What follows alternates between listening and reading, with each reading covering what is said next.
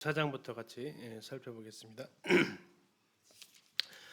우리가 이제 살펴보고 있는 13장부터 17장까지 이렇게 거의 예수님께서 하셨던 말씀 중심으로 되어져 있습니다. 예수님 말씀을 빨간색으로 이렇게 표시한 성경들 보면 거의 빨간색으로 되어져 있을 정도로 장소 이동은 거의 없고요. 계속 말씀으로만 되어져 있습니다. 이게 지금 최후의 만찬의 자리에 있었던 내용들이다라고 이렇게 기억하시면 되겠습니다. 14장도 지금 장소는 동일하게 흔히 말하는 마가다락방이다라고 기억을 하시면 되겠고요. 지금 유다가 나가고 나서 제자들과 계속 대화가 이어지고 있습니다. 별도로 지금 상황이 바뀐 것이 아니고요. 14장 1절에 너희는 마음에 근심하지 말라고 했어요. 왜 그러셨을까요? 왜 근심하지 말라고 했을까요? 근심하고 있으니까 그렇죠. 예수님 잘 아시잖아요. 지금 딱 대화를 던졌는데 제자들 표정이 갑자기 굳어진 거예요. 두 가지 이유 때문에 그렇습니다. 하나는 예수님께서 지금 이별하신다는 것 좀 얘기하세요. 어디 멀리 갈 것처럼 얘기하세요. 계속 따라다녔는데 갑자기 어디론가 가실 것처럼 얘기하세요. 두 번째, 그 제일 흔히 말하는 수제자라고 하는 베드로, 그 사람이 예수님을 3번이나 부인한대요. 와, 그 사람이 부인한다고? 막 순교의 약속까지 하는데 예수님이 단칼에 너는 절대 그렇게 할 상황이 아니야. 너는 부인할 상황이야 라고 이렇게 이야기하세요. 예수님은 가버리신다고 하죠. 가장 믿었던 제자는 예수님 부인한다고 그러죠. 이게 지금 무슨 일이지? 한 명 제자 중에 하나는 자기를 또 예수님을 판다고 그랬죠. 제자들 마음에 근심이 가득하게 지금 떠올랐기 때문에 주님이 근심하지 말라고 하십니다. 그러면서 뭐라고 하시냐면 하나님을 믿으니 또 나를 믿으래요. 자, 이것이 이제 하나님과 예수님의 동격을 보여주고 있는 건데요. 이렇게 말할 수 있는 사람이 있어요? 하나님 믿듯이 나 좀 믿어봐 이렇게 말하는 사람이 감이 없죠. 누가 이렇게 말을 해요? 이단이죠. 이모 씨나 이런 사람이나 이렇게 얘기하지 이걸 대놓고 말할 수 있는 사람 아무도 없어요. 이건 하나님만이 가능한 얘기니까 그렇습니다. 더 나아가 이게 또 무슨 뜻이냐면 너 지금 이별한다고 하니까 지금 건심하냐? 아니 걱정 마. 너 하나님 안 보여도 믿지? 그러면 그것처럼 내가 잠시 떠나도 뭐 하라고요? 나 믿어. 내가 떠난다고 해서 거기에 대해 나에 대한 믿음 흔들리지 말고 너희들이 하나님 아버지를 보지 못하지만 믿듯이 내가 너희를 잠시 떠난다고 말은 했는데 그래도 너희가 하나님 믿듯이 나를 믿어라 라는 겁니다. 자, 2절 내 아버지 집에 거할 곳이 많도다. 그렇지 않으면 너희에게 일렀으리라. 내가 너희를 위하여 거처를 예비하러 가노니. 예수님께서 가시는 목적을 이제 가신다라는 걸 이제 아예 대놓고 얘기하십니다. 가는데 뭐 하러 가신다고요? 거처. 누구를 위한 거처라고요? 너희를 위하여라고 합니다. 너희를 위하여. 너희 있을 곳 준비하러 간다라는 이것은요. 이스라엘의 풍습을 잘 아는 사람은 뭐 아주 익숙하게 아는 겁니다. 우리는 뭐 새 식구 들어오면 뭐 새 집 사고 하지만 이스라엘은요 베두인들 유목민들은 집 평수 늘리기가 되게 쉬워요. 그래서 우리는 막 저기 뭐 20평에 30평 가려면 막 되게 힘들잖아요. 근데 그 사람들은요 아주 쉬워요. 하루 만에 평수를 늘려요. 말뚝 몇 개 딱딱 바꿔요. 천막만 연결하면 이게 앞으로 네 집이야 그러면 갑자기 평수가 20평에서 30평짜리 집이 돼요. 또 둘째 아들 결혼한 다음에 알아서 걱정 마 또 하나 말뚝 바꿔 치면 또 금방 평수가 늘어나는 이게 지금 이 모습인데 그들이 잘 알고 있어요. 내 아버지 집에 거할 것은 많다. 그리고 나는 너를 위해서 그 거처를 예비하러 간다. 3절입니다. 가서 너희를 위하여 뭐를 하면 거처를 예비하면 내가 다시 와서 너희를 내게로 영접하여 나 있는 곳에 너희도 있게 하겠다라는 겁니다. 이거 언제 일어날까요? 주님이 다시 오셔야만 되는 거예요. 3절에 나와 있죠. 내가 다시 와서. 이건 뭐예요? 초림이 아니라 재림 때 이제 이것이 가능한 부분입니다. 뭐 교회로 말하면 우리가 휴거 되어져서 이러한 일들이 이제 일어난다라는 겁니다. 근데 여기서 중요한 것은 누가 누구를 영접한다고 나와 있어요? 누가 누구를 영접해요? 너희를 내게로. 예수님이 우리를 영접한대요. 예수님 우리를 영접한대요. 감동이 안 되시죠? 그렇죠? 엄청난 감동인데 예수님 우리를 영접한대요. 자, 대통령이 예를 들어서 미국에 갔어요. 누가 영접하러 나올까요? 우리나라 대통령이 미국에 갔다고요. 누가 영접하러 나올까요? 미국 대통령 생각하지 마세요. 미국 대통령이 안 나와요. 그 레벨이 아니에요. 네, 그렇죠.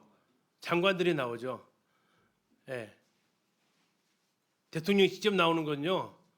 우리가 전에 김대중 대통령하고 거기 북한의 국방위원장이나 그 정도 될 때 이제 그렇게 서로 나가가지고 맞이하는 거죠. 대통령이 나가도 대통령이 영접을 안 나간다니까요. 근데 우리가 가면요, 누가 영접한대요? 어디에서 영접하신대요? 공중에서. 예, 그 집에서 영접하는 것도 아니고요, 공중까지 와서 영접을 하신대요. 근데 이건 누구에게만 주어지는 특권이냐면 요한복음 1장 12절을 한 사람에게만 주어진 특권입니다. 요한복음 1장 12절에서는 누가 누구를 영접한다고 나와 있어요? 영접하는 자, 곧 그 이름을 믿는 자. 누가 누구를 영접하는 거죠? 예, 누가? 내가 예수님을 이 땅에서 영접할 때, 이 땅에서는 내가 예수님을 영접하는 거고요. 그 나라에서는요, 예수님이 우리를 영접하세요. 누구를? 이 땅에서 예수님을 영접한 사람만. 이것이 주님 안에서 이제 이루어질 우리의 소망이 되는 겁니다. 4절, 내가 어디로 가든지 그 길을 너희가 아느니라. 나 있는 곳에 이제 있게 될 거니까. 그리고 영원히 함께 하실 거니까. 5절에 도마가 질문합니다. 주님, 주께서 어디로 가시는지 우리가 알지 못하는데 그 길을 어떻게 알 수 있습니까? 주님이 지금 어디로 가는지 안 알려주셨는데요. 그때 예수님께서 말씀하십니다. 예수께서 이르시되 내가 곧 길이요 진리요 생명이니 나로 말미암지 않고는 아버지께로 올 자가 없느니라. 자, 예수님 지금 어디로 가신다고 했냐면 2절에 얘기를 하셨어요. 어디 가신다고 했어요? 아버지 집에 가신다고 했어요. 아버지 집에. 근데 도마가 얘기합니다. 주여, 주께서 어디로 가시는지 우리가 알지 못한대요. 말을 잘못 들은 것 같아요. 분명히 아버지 집에 간다고 하셨는데. 자, 그때 예수님께서 다시 말씀하십니다. 내가 길이고 진리고 생명이라서 나로 말미암지 않고는 아버지께로 올 자가 없다. 이건 우리가 이것이기 때문에 예수 그리스도를 믿지만 일반 종교에서는 이것을 가리켜서 독선이다라고 얘기합니다. 뭐라고 얘기하면서 하냐면 서울에 올라가는 길이 어찌 한 길뿐이요. 기차 타고 가도 되고 자가용 타도 되고 버스 타도 되고 비행기 타고 가도 되는 것이지 어찌 서울을 가는데 한 가지 길로만 갈 수 있다라고 하는 길이요. 그럴듯한 이유 같지만 서울은 그렇게 갑니다만 하나님께는 그렇게 갈 수 없다라는 겁니다. 누구를 통해서만요? 예수 그리스도만 통해서만 갈 수 있다는 얘기. 예수님 자체가 길을 알려주는 분이 아니고요. 그분은 누구라고 하셨다고요? 길이라고 하는 겁니다. 길. 그분은 진리에 대해서 말씀하시는 분이 아니고 그분은 진리시고요. 그분은 생명 얻는 길을 알려주시는 분이 아니라 생명이시라는 겁니다. 왜 이렇게 독단적일 수 있을까요? 세 가지 이유를 보통 얘기합니다. 왜요? 그분은 사람이 아니기 때문에 그렇습니다. 아담의 자손이 아니기 때문에 그렇습니다. 세상에 있는 모든 사람들은 아담의 자손이기 때문에 그 아담의 자손을 통해서는 하나님께로 갈 수가 없다라는 거죠. 오직 그분만이 하나님의 아들이라는 겁니다. 그래서 하나님의 집에는 하나님의 아들을 통해서 갈 수 있는데 세상 누구도 하나님의 아들이 아니기 때문에 오직 그분만이 하나님의 아들이기 때문에 그렇다라는 거고요. 세 번째는 하나님께서 그렇게 정해 놓으셨다라는 겁니다. 천하 만민 중에 구원 얻을 만한 다른 이름을 우리에게 주신 일이 없다라는 겁니다. 하나님이 그렇게 정해 놓으셨다라는 거예요. 그래서 아버지께로 갈 수 있는 길이 마치 독단처럼 예수님 아니면 안 되는 것처럼 사람들은 말하지만 그것은 그분만이 사람이 아니시고 그분만이 하나님의 아들이시고 그분만이 유일한 구원자이시기 때문에 그분 아니면 하나님께로 갈 자가 아버지께로 갈 자가 없다라는 것이 그분의 선언입니다. 7절에 너희가 나를 알았더라면 내 아버지도 알았을 것이다.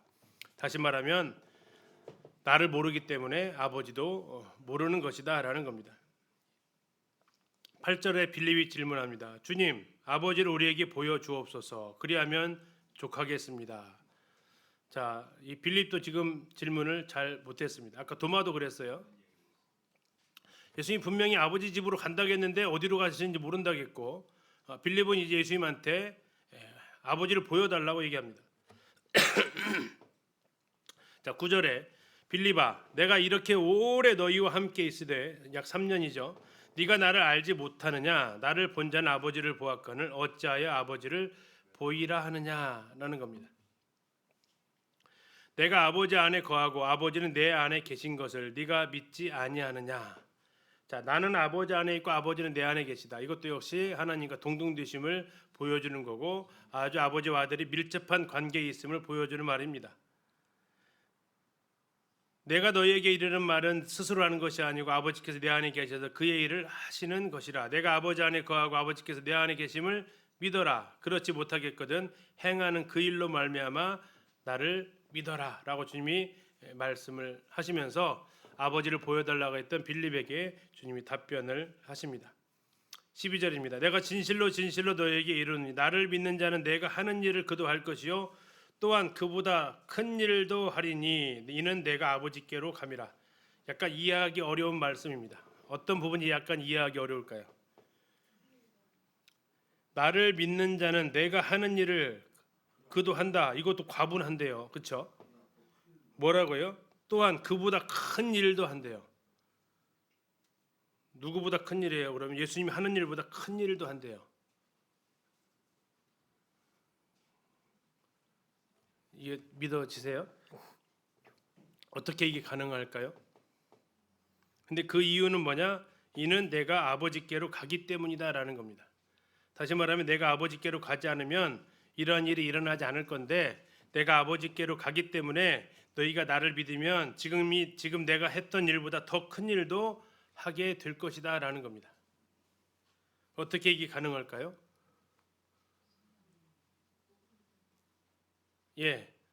이건 이제 두 가지 측면인데요. 하나는 예수님께서 하셨던 것은 예수님이 하늘나라로 가시려면 그 전에 두 가지를 하셔야 돼요.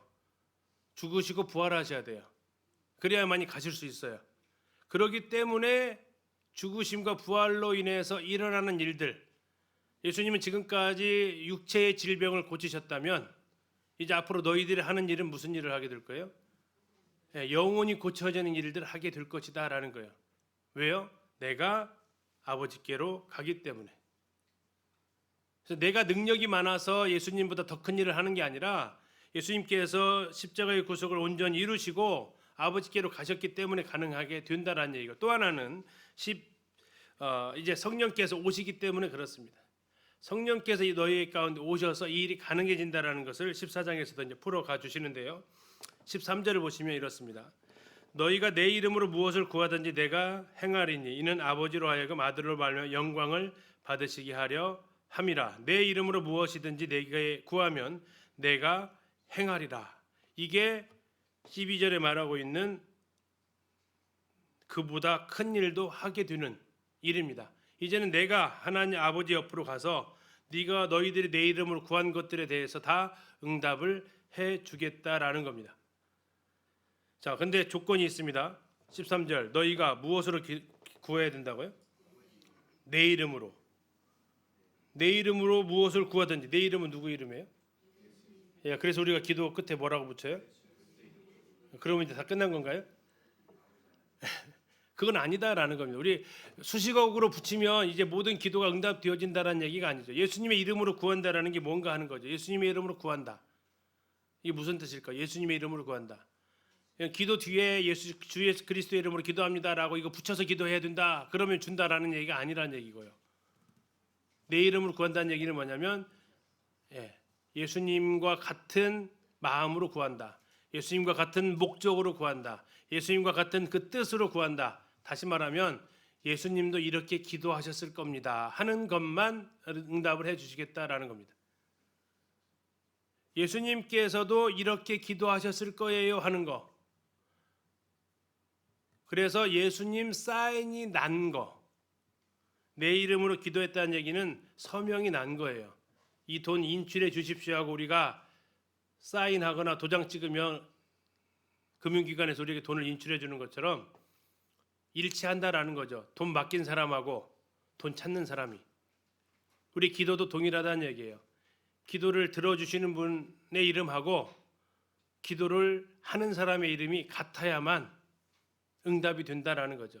그래서 요한일서 5장에서도 말하기를 우리의 가진 바 담대한 것이 이것이니 그의 뜻대로 무엇을 구하면 들으신다라는 겁니다.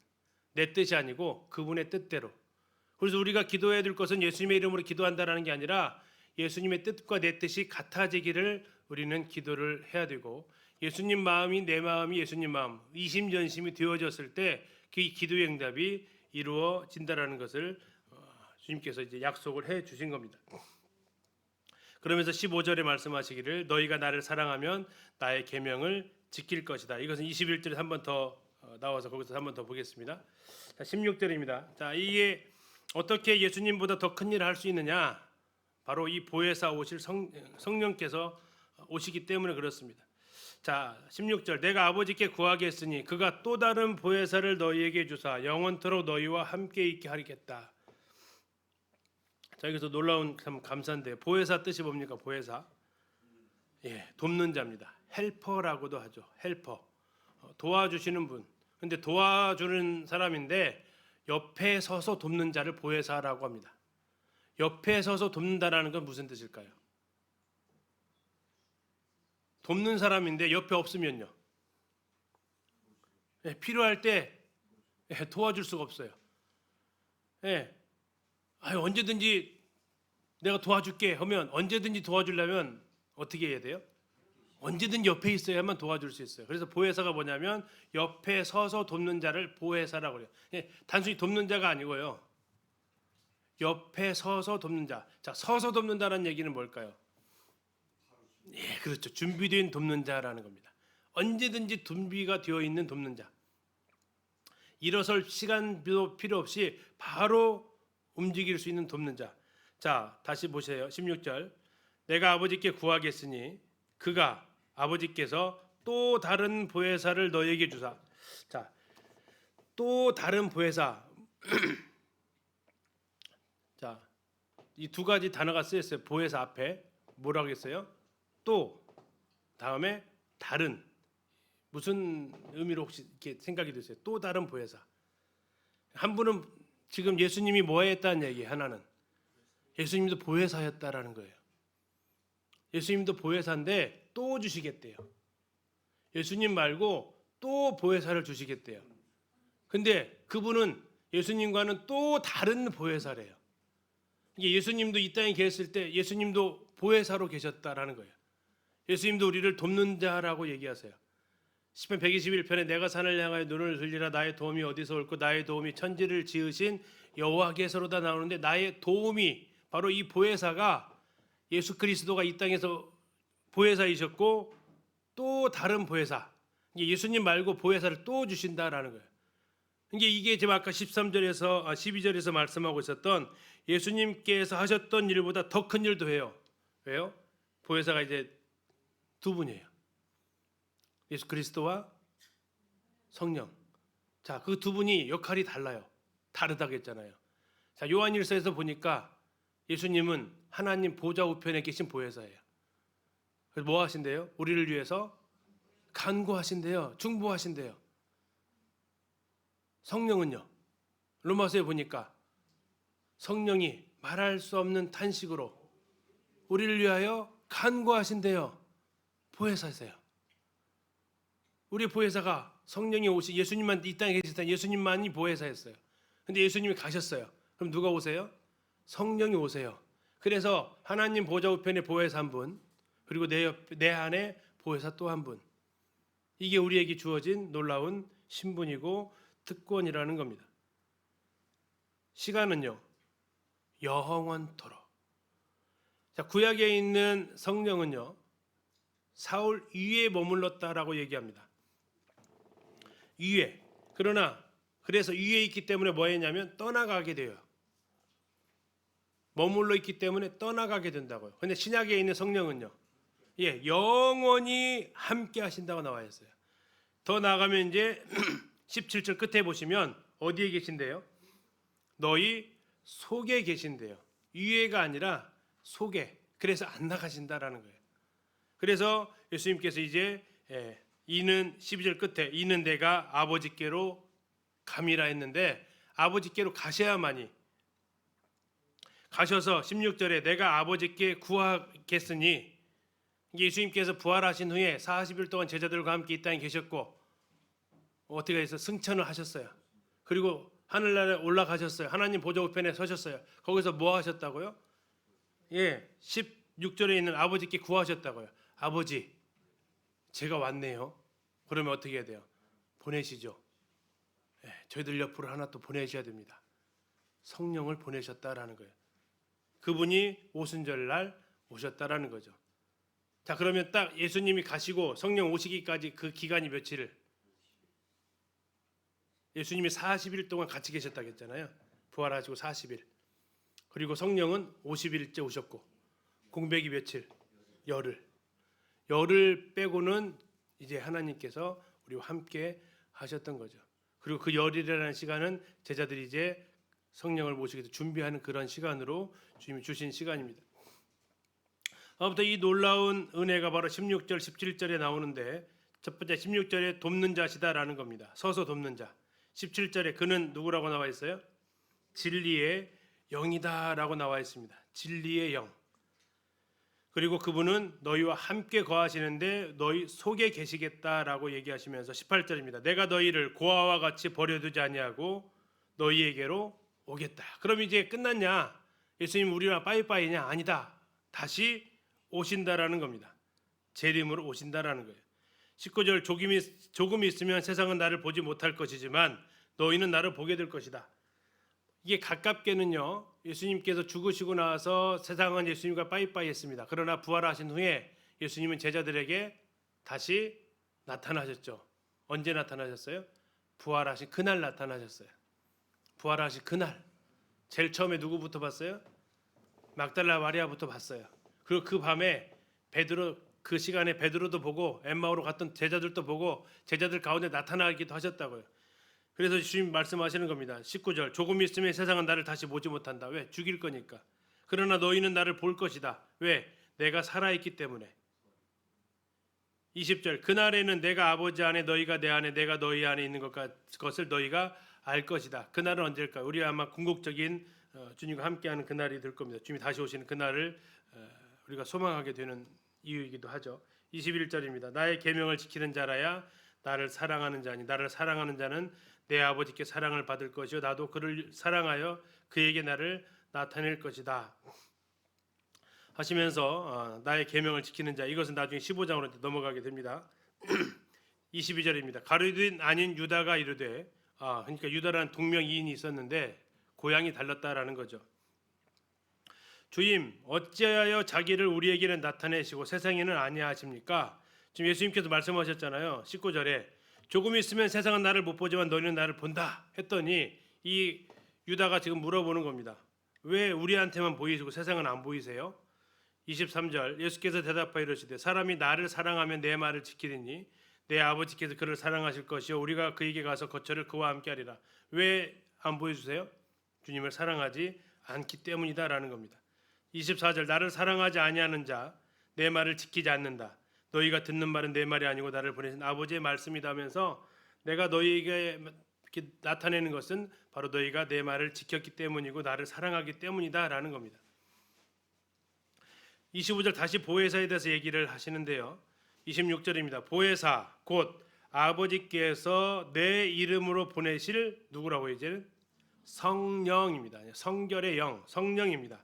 그가 너희에게 모든 것을 하시는 일입니다. 첫 번째 가르치십니다. 두 번째 생각나게 하십니다.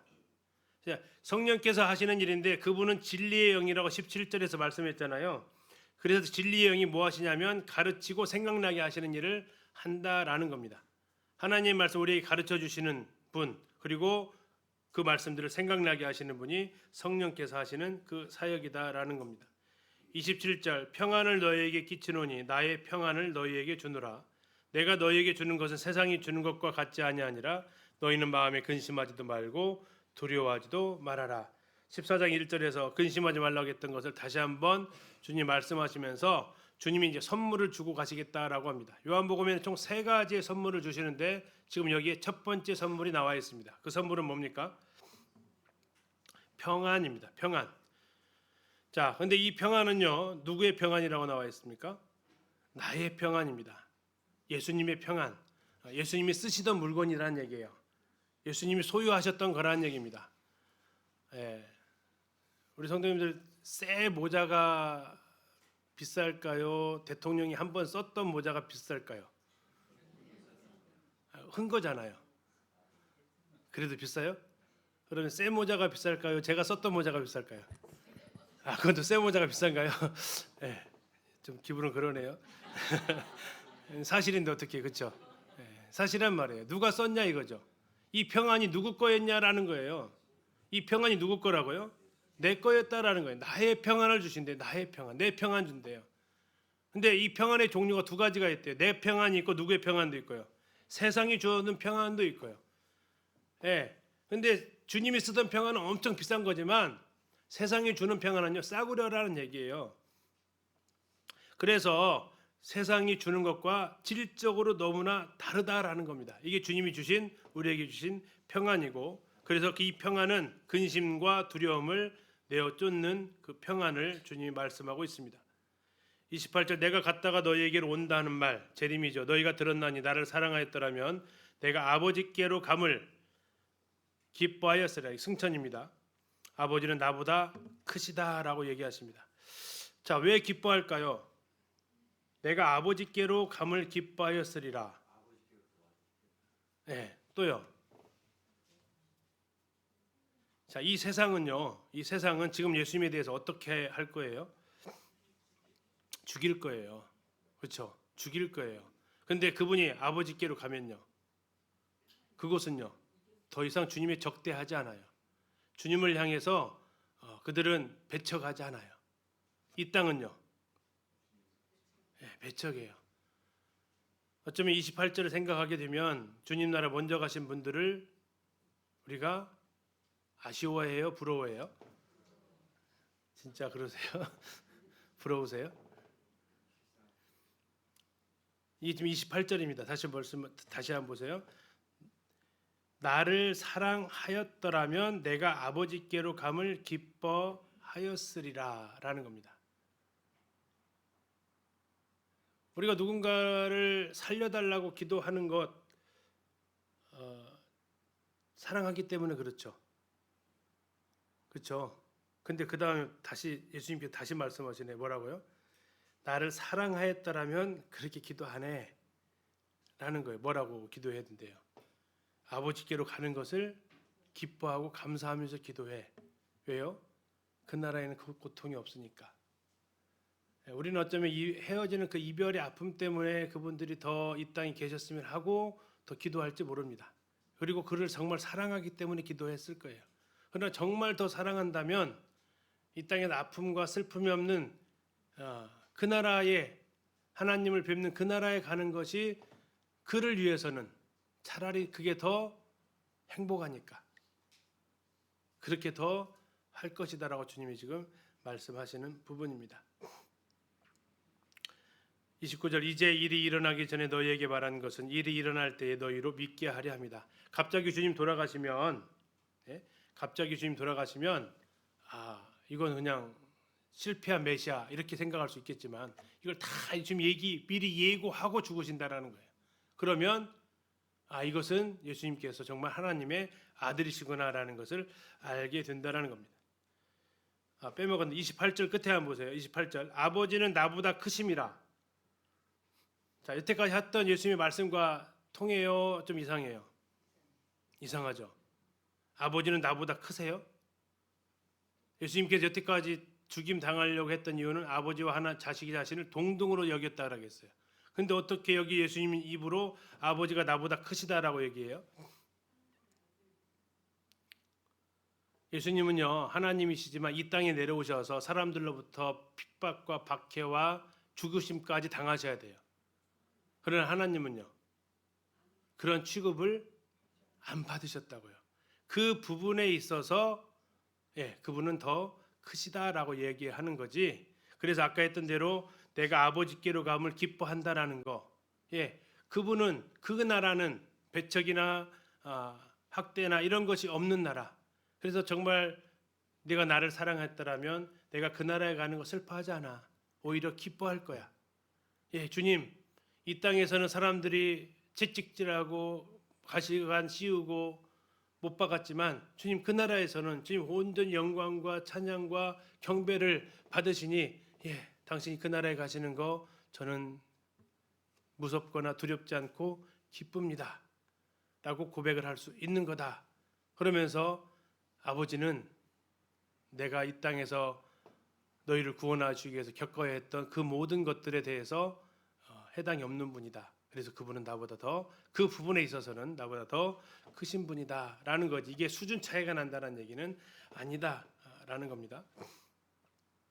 30절 이후에는 내가 너희와 말을 많이 하지 아니하리니 이 세상의 임금이 오겠습니다. 그러나 그는 내게 관계할 것이 없으니 오직 내가 아버지를 사랑하는 것과 아버지께서 명하신 대로 행하는 것을 세상이 알게 하려 함이다. 세상은 이제 알게 될 것을 말하고 있습니다. 두 가지를 얘기하는데요. 내가 아버지를 사랑하는 것.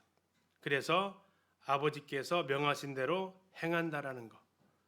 아버지를 사랑하기 때문에 아버지께서 명하신 거이 뭐예요? 아버지께서 명하신 거. 아버지께서 명하신 대로 행하신대요. 이 아버지께서 명하신 것이 뭐예요? 십자가 죽음이에요. 내가 십자가에서 죽는 것을 보면 세상은 알게 될 거야. 뭘? 예수님이 하나님을 정말로 사랑하셨구나라는 거. 이걸 통해서 예수님께서는 세상에 알려주고 싶었다라는 겁니다. 그럼 뒤집으면 만약 예수님께서 십자가를 거절하신다면 아버지께서 명하신 대로 하지 않은 거잖아요. 근데 앞에서 나왔어요. 23절 다시 보세요. 예수께서 대답하여 이르시되 사람이 나를 사랑하면 내 말을 지킨대요. 자, 예수님께서 하나님을 사랑하신다고요. 그러면 예수님도 뭐 하셔요? 하나님의 말씀을 행하시는 거예요. 근데 하나님 사랑합니다 했는데 하나님 말씀대로 명하신 대로 행하지 않으면 사랑하지 않은 것이 된다고요. 예수님은 하나님께서 명하신 대로 히브리서에 말씀하고 있죠. 내가 아버지의 뜻을 행하러 이 땅에 왔나이다라고 히브리서 10장에서 말씀하고 있는데 그분은 아버지의 뜻을 이 땅에 행하러 오셨어요. 그리고 그 뜻대로 명령대로 죽으셨다고요. 이걸 통해서 뭘 보여주는 거예요? 내가 아버지 사랑합니다라는 것을 보여주는 거고 세상은 그것을 알게 될 것이라는 얘기죠. 와, 창조주가 그 모든 영광을 버리고 십자가에서 이렇게 죽을 수도 있구나. 근데 그게 아버지의 명이었고 아버지를 향한 사랑의 표현으로 그가 이렇게 돌아가시는구나 라는 것이 이제 세상이 알게 하고자 하셨던 부분이라는 겁니다. 자, 그리고 이제 장소의 이동이 잠시 나옵니다. 예수님께서 말씀하시는데 뭐라고 나와 있냐면 일어나라 여기를 떠나자. 자, 여기가 어딜까요? 마가 다락방입니다. 자, 주의 만찬이 있었던 최후의 만찬이 있었던 장 여기를 떠나자. 뭐 떠나면 어디로 가자는 얘기예요? 겟세마네로 가자라는 겁니다. 그러니까 아마도 14장 31절 끝나면서 식사 마치고 일어서셨을 거예요. 일어서셨을 거. 그때가 대략 밤 11시 이쪽 저쪽 아마 되었을 것입니다. 어두웠을까요? 밖에 나갔을 때 밝았을까요? 어두웠을까요?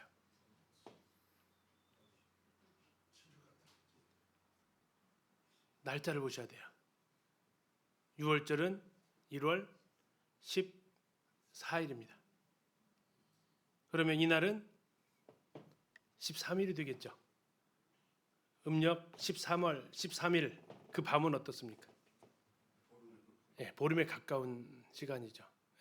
뭐 지금처럼 가로등이 있을 때처럼 이렇게 환한 길은 아니겠지만 기드론 골짜기 건너서 겟세마네까지 갈 수 있을 때까지 그 조명은 충분히 비춰진 길이다라는 겁니다. 그죠?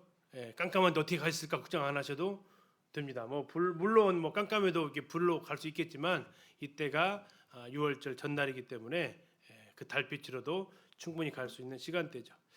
자, 아마 기드론 시내를 건너가면서 그들이 지나쳐 갔을 밭이 포도나무 밭이었을 가능성이 좀 있을 것 같습니다. 15장에 바로 그 포도나무 비유를 말씀하고 있기 때문에 그렇습니다. 이제 다시 말해 15장부터 있는 이야기는 머물러서 하셨던 이야기보다는 이동 중에 하셨던 말씀이다라는 겁니다. 15장, 16장 자체가. 17장은 어느 한 지점에서 이제 예수님께서 기도하셨던 장면이고요. 아무튼 실의라는 겁니다.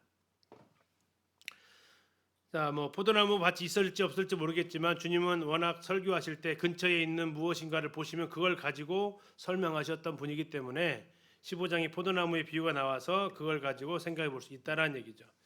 자, 그런데 또 이상한 선언을 잠깐 예수님이 하십니다. 15장 1절. 나는 누구라고요? 자, 구약에서 포도나무는 누구를 가리켰죠? 이스라엘을 가리켰어요. 이스라엘이 포도나무였어요. 포도나무. 근데 열매를 제대로 못 맺었어요. 들포도 맺었다고요. 그래서 예수님은 뭐라고 하셨어요? 나는 포도나무라고 안 하고요. 뭐라고 한 글자 더 붙이셨어요. 뭐예요? 나는 참 포도나무다라고 하셨어요. 참 포도나무다. 그리고 내 아버지는 농부고 2절 무릇 내게 붙어 있어 열매를 맺지 아니하는 가지는 아버지께서 그것을 제거해 버리시고 나와 있습니다. 이 제거해 버린다라는 게 두 가지 의미를 가지고 있습니다. 하나는 잘라내는 전지하는 거고 또 하나는 열매를 맺게 하기 위해서 들어 올리는 그 두 가지 의미를 가지고 있습니다. 열매를 맺지 못하는 가지에게 열매를 맺도록 하기 위해서 공기가 통해야 되고요. 빛이 잘 들어와야 됩니다. 그래서 그것을 땅에서 들어 올리는 거 그리고 들어 올려서 그 밑에다가 돌을 개어 넣어서 이 가지가 열매 맺을 수 있는 그 일을 하는 것이 바로 농부가 하는 그 일 중에 하나입니다. 시들어 버린 것은 잘라 버리는 것이고요. 다음에 시들지 않았는데 열매를 안 맺는 가지는 이렇게 들어 올리는 이것이 농부가 하는 그 두 가지 일이다라는 거고요. 이때 주로 농부들이 이 겨울철에 이 작업을 하게 되죠. 그래서 지금 그 뒤에 나오는 말씀이 그렇게 나와 있는 겁니다. 무릇 내게 붙어 있어 열매를 맺지 아니하는 가지는 아버지께서 그것을 제거해 버리시고 두 가지를 다 가지고 있습니다. 시들어 버린 것은 잘라내 버린다는 거고 열매 맺을 수 있는 것은 들어 올린다라는 겁니다. 무릇 열매를 맺는 가지는 열매를 더 맺게 하려 하여 그것을 깨끗하게 하신다. 3절 너희는 내가 일러준 말로 이미 깨끗하여졌으니 끝까지 자 2절 끝에도 깨끗하게 하시고 3절은 깨끗하여졌으니 이렇게 나와 있어요. 똑같은 단어지만 약간 좀 다르죠. 자 깨끗하여진 것은 과거입니다. 그죠? 다음에 깨끗하게 하시는 건요. 현재의 모습이에요. 다시 말하면 하나는 칭의고요. 하나는 성결입니다. 뭐가 칭일까요? 2절이 칭일까요? 3절이 칭일까요? 3절이 칭이죠. 2절은요. 흔히 말하는 성결, 성화입니다. 이것이 이제 두 가지 다 이루어진다라는 거죠. 4절 내 안에 거하라 나도 너희 안에 거하리라. 가지가 포도나무에 붙어 있지 아니하면 스스로 열매를 맺을 수 없음 같이 너희도 내 안에 있지 아니하면 그럴 것이다. 여기 포도나무가 열매를 맺는 비결은 거한다라는 겁니다. 거한다. 이것은 주님이 있는 곳에 같이 있는 거 이것이 거한다라는 뜻을 가지고 있어서 붙어 있다라는 겁니다. 이제 나무와 가지로 비유를 한다면 5절입니다. 나는 포도나무에 너희는 가지라. 그가 내 안에 내가 그 안에 거하면 사람이 열매를 많이 맺나니 나를 떠나서는 너희가 아무것도 할 수 없다. 뭐 설명이 필요 없을 정도로 명확한 구절입니다. 6절입니다. 사람이 내 안에 거하지 아니하면 아까 열매 맺는 것은 4절에 거할 때 열매를 맺지만 6절에 거하지 아니하면 그가 내 안에 가지처럼 밖에 버려져 마르나니 사람들이 그것을 모아다가 불에 던져 사르느니라. 이 6절이 약간 고민스러운 구절 중에 하나이기도 합니다. 여기 있는 불에 살라진 사람은 누굴까요? 1번 성도일까요? 2번 구도자일까요? 불신자일까요? 누굴까요? 6절에 있는 사람 누굴까요?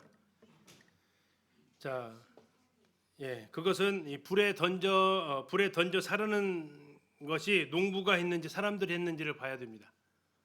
누가 했습니까? 사람들이 했습니다. 농부가 했으면 하나님 하신 거니까 불에 던져 사른다라는 얘기는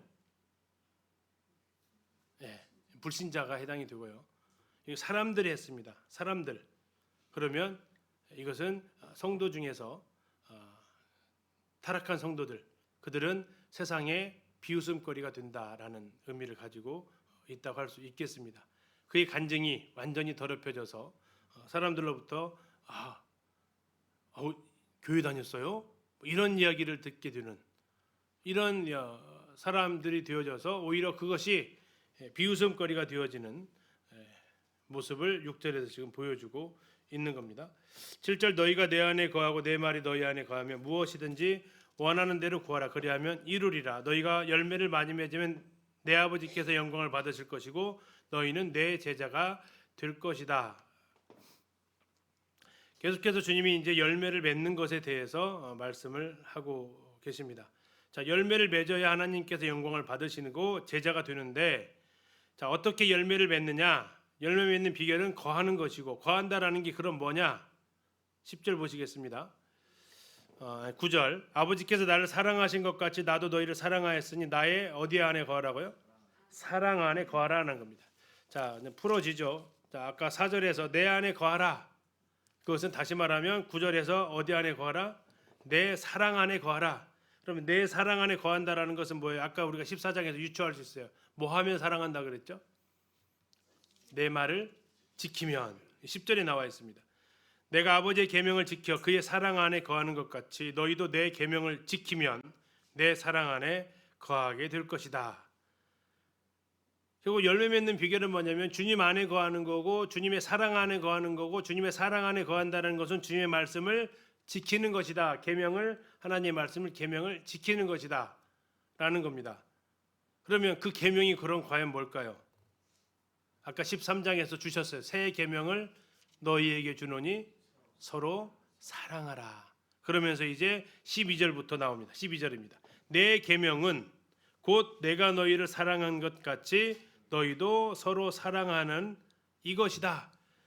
자, 그러면 이제 이 과정이 풀어지는데요. 내 안에, 자, 열매 맺을 비결, 내 안에 거하는 거, 내 안에 거한다는 것, 예수님의 사랑 안에 거한다는 것, 예수님의 사랑 안에 거한다는 것, 예수님의 말씀을 계명을 지키는 것, 예수님을 계명을 지킨다고 했을 때 그 계명은 뭐라고요? 서로 사랑하는 것. 그러면 우리가 서로 사랑하면 우리가 열매를 맺을 수 있다라는 거. 이것이 지금 계속해서 지금 전개되어지는 과정입니다. 13절. 그러면 그 사랑은 어떠한 사랑이냐라는 겁니다. 사람이 친구를 위하여 자기 목숨을 버리면 이보다 더 큰 사랑이 없다. 뭐 하는 사랑이에요? 목숨을 버리는 사랑. 자, 14절 너희는 내가 명하는 대로 행하면 나의 친구라. 15절 이제부터는 너희를 종이라 하지 아니하리니 종은 주인이 하는 것을 알지 못함이라 너희를 친구라 하였으니 내가 내 아버지께 들은 것을 다 너희에게 알게 하였음이라. 자, 주님이 우리를 누구라 하겠다고요? 친구라 하겠어요. 그리고 예수님은 누구를 위해서 목숨을 버리셨어요? 친구를 위해서 목숨을 버리셨다고요. 왜요? 이것이 이보다 더 큰 사랑은 없기 때문에. 다시 이렇게 쭉 연결을 다시 한번 가볼까요? 내 안에 거하라. 나의 사랑 안에 거하라. 사랑 안에 거하는 것은 내 계명을 지키는 거다. 계명을 지킨다라는 것의 계명은 너희들끼리 서로 사랑하는 거다. 너희들끼리 서로 사랑한다는 것은 뭐다? 목숨을 버리는 것이다. 이게 여기까지 지금 쭉 내용이 전개가 된 겁니다. 자, 16절로 가서 보시겠습니다. 너희가 나를 택한 것이 아니요 내가 너희를 택하여 세웠나니. 자, 이건 약간 이상한 구절입니다. 자, 쉽게 하면 이것 한번 생각해 보세요. 제자가 스승을 선택할까요? 스승이 제자를 선택할까요? 분분하시네요. 스승이 제자를 선택해요? 제자가 스승을 선택해요? 일반적으로 제자가 스승을 선택합니다. 좀 어려우신가요? 학생이 학원을 선택해요? 학원이 학생을 선택해요? 이제 좀 쉬워지셨어요. 네. 과외 선생님이 학생을 선택해요? 학생이 과외 선생님을 선택해요? 네, 학생이 과외 선생님을 선택하죠. 네. 근데 주님은 여기서 지금 바뀌었다고 얘기해요. 우리가 예수님을 선택하는 것이 맞는데 주님 그렇게 하지 않으셨대요. 어떻게 하셨대요? 너희가 나 택한 게 아니고 내가 스승이 너희를 택했어. 이것은 상식 밖의 행동입니다. 자, 그러면 왜 제자가 스승을 택할까요? 아쉬우니까. 아쉽잖아요. 배워야 되는데 공부는 해야겠는데 누구 나 가르쳐 줄 사람 없으면서 아쉬우니까 그 도움 줄 사람을 택한단 말이에요. 근데 주님은 왜 우리를 택했어요? 그러면 아쉬워갖고? 아니란 말이에요. 이게 지금 비상식적인 일이 일어난 일이에요. 왜 택하셨대요? 다시 해보세요. 너희가 나를 택한 거 아니고 내가 너희를 택하여 세웠나니 이는 너희로 가서 열매를 맺게 하고 또 너희 열매가 항상 있게 하여 내 이름을 아버지께 무엇을 구하든지 다 받게 하려 함이라. 내가 이것을 너희에게 명함은 너희로 서로 사랑하게 하려 합니다. 라고 이렇게 얘기하십니다. 자, 보통 제자가 스승을 택하는 것은 아쉬워서 택하는데 그분 아쉬울 것이 없는 분이 우리를 택하셨습니다. 우리를 사랑하시기 때문에 택했어요. 그래서 뭐 하라고요? 너희끼리 서로 사랑하라고. 내가 너희를 택해서 사랑했다면 너희끼리 사랑 못할 일은 아주 없다라는 것이 예수님께서 지금 하시고자 하시는 말씀입니다. 자, 이제 이걸 가지고 해야 될 일이 있어요.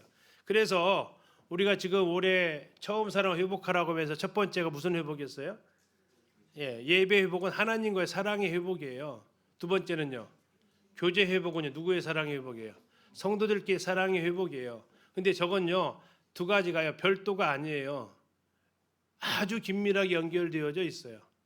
이게 지금 15장 11절부터 17절까지의 내용이에요. 첫 번째는 하나님과의 관계를 지금 얘기하고 있었어요. 열매 맺는 관계였어요. 근데 결국 그 열매 맺는 관계는 우리들끼리 서로 사랑할 때 열매를 맺을 수 있다라는 겁니다. 이걸 가지고 그러면 도식으로 한번 표현해 보면 그래요. 1절부터 11절까지는 나와 하나님과의 관계예요. 그럼 무슨 관계라고 하냐면 수직적인 관계예요. 자, 막대를 위에서 아래로 내리셔야 돼요. 수직적인 관계예요. 12절부터 17절까지는 우리끼리의 관계예요. 뭐예요? 수평적인 관계예요. 가로로 옆을 막대를 하나 놓으셔야 돼요. 그러면 하나의 뭐가 만들어져요? 십자가가 만들어진다고요. 하나님과의 나와의 관계, 우리끼리의 관계가 형성될 때 바로 십자가가 나오고요. 그 십자가 가지고 이제 뭐 해야 될까요? 세 번째 하시는 거예요. 뭐예요? 이웃 사랑하는 거예요. 그것이 지금 18절부터 나와 있어요. 18절, 세상이 너희를 미워하면 너희보다 먼저 나를 미워한 거다. 너희가 세상에 속하였으면 세상이 자기의 사랑할 것이나 너희는 세상에 속한 자가 아니요 도리어 내가 너희를 세상에서 택하였기 때문에 세상이 너희를 미워한다. 내가 너희에게 종이 주인보다 더 크지 못하다는 말 기억하고 사람들이 나를 박해했기 때문에 너희도 박해할 것이고 내 말을 지켰기 때문에 너희 말도 지킬 것이다. 21절입니다. 그러나 사람들이 내 이름으로 말미암아 이 모든 일을 너희에게 하르니 이는 나를 보내신 이를 알지 못하기 때문이다. 내가 와서 그들에게 말하지 아니하였더라면 죄가 없었으려니와 지금은 그 죄를 핑계할 수 없느니라. 23절, 나를 미워하는 자는 또 내 아버지를 미워하고 내가 아무도 못한 일을 그들 중에서 하지 아니하였더라면 그들에게 죄가 없었으리라. 이건 십자가의 구속입니다. 지금은 그들이 나와 내 아버지를 보았고 또 미워했다. 그러나 이는 그들의 율법에 기록된 바 그들이 이유 없이 나를 미워했단 말을 응하게 합니다. 자, 지금 세상이요 누구를 미워한다는 얘기예요? 우리를 미워한다는 얘기예요. 우리라는 얘기는 하나님과 우리를 미워한다는 얘기예요. 자, 우리가 지금 하나님 우리를 향한 관계, 우리끼리 수평 관계, 십자가가 형성되었고 이 십자가로 나아가게 되면 무슨 일이 벌어진다고요? 당장 미움받을 거야라는 겁니다. 이 십자가를 너희들이 가지고 나가는 그 순간 당장 너희를 미워할 건데 그건 너희 미워하는 거 아니고 나 미워하는 거야. 착각하지 마. 그거 너희 미워하는 것 같지만 실상은 나를 미워하는 거야. 예수님께서 말씀하신 그건 나를 미워하는 거야. 그런데 그 중에서 혹 너희 말을 지키는 사람도 있어. 근데 그거 너희 말 지키는 거 아니고 그거 내 말 지키는 거야. 미워하는 것도 너희 미워하는 거 아니고 나 미워하는 거고 너희 말 지켰다고 해서 뭐 괜히 들뜨지 마. 그거 내 말 지키는 거야. 그럼 예수님께서 뭐라고 하세요? 이제 26절, 내가 아버지께로부터 너희에게 보낼 보혜사 곧 아버지께로부터 나오시는 진리의 성령이 오실 때에 뭐 한다고요? 그가 나를 증언할 거야. 자, 우리가 이 십자가로 나아갈 때 누가 증언하신다고요? 성령께서 그 일을 하신다라는 겁니다. 보혜사로서. 27절, 너희도 처음부터 나와 함께 있었으므로 너희도 뭐한다? 증언한다라는 겁니다. 자, 결국 우리가 이 처음 사랑 회복한다라는 것은 바로 이 흐름을 따라가는 겁니다. 요한복음 15장에 나와 있는 이 흐름을 따라가는 거예요. 첫 번째가 하나님과의 관계 회복. 그것은 뭐냐면 하나님 말씀에 대한 순종입니다. 그러면 그 말씀은 뭐였냐면 서로 사랑하라는 그 명령이었습니다. 그러면 그 서로 사랑한다라는 건 과연 뭐냐? 목숨을 내어줄 수 있는 사랑이다라는 거였고요. 그 목숨을 내어줄 수 있는 사랑으로 사랑하게 하려고 예수님께서 이렇게 하셨다라는 겁니다. 그리고 이제 그 사랑으로 너희들이 나아가게 될 때 세상은 너희를 미워하게 될 것이고, 그러나 그건 너희보다 나를 미워한 거고, 때로는 몇 명 들을 사람이 있을 것이고, 그것도 역시 내 말을 듣는 거고, 그렇게 해서 너희들이 나갈 때 성령께서 그 일에 함께 하실 것이고, 너희도 이제 나의 증인으로 살아가게 될 것이다. 이게 지금 15장에서 말해주고 있는, 자, 아까 14장 끝에가 뭐라겠어요? 일어나라 여기를 떠나자 하시면서 제자들 데리고 지금 겟세마네로 가시면서 어쩌면 포도밭을 지나가시면서 예수님께서 지금 제자들한테 이 메시지를 지금 남기고 있는 겁니다. 세상이 우리를 미워합니다. 이유는 십자가를 전하기 때문에. 근데 세상이 나를 안 미워하고 있다는 얘기는 내가 이걸 안 하고 있기 때문이다라는 거고요. 그래서 우리는 이것을 다시 회복해야 된다라고 지금 우리가 올 한 해 이것을 위해서 살아가고 있는 거죠. 그렇게 해서 우리가 다시 주님께서 하셨던 것처럼 나아가는 거. 그러면 그들이 왜 이걸 안 할까요? 무서운 게 있다라는 겁니다. 그게 16장에 나오는데요. 뭐냐면 출교입니다. 이제 그리스도의 증인으로 살아갈 때 그들에게 닥칠 첫 번째 가장 큰 혼란이 뭐라고요? 출교 당하는 겁니다. 어디로부터요? 유대교로부터. 그게 16장부터 지금 증거되어지는 겁니다. 그것이 그들에게는 불안이었고요. 그런데 16장 마지막 절에서 뭐라고 얘기했냐면 평안을 너에게 주느니 담대하라 하십니다. 내가 세상을 이겼다라고 하시면서 이렇게 16장으로 전개가 되어지게 되죠.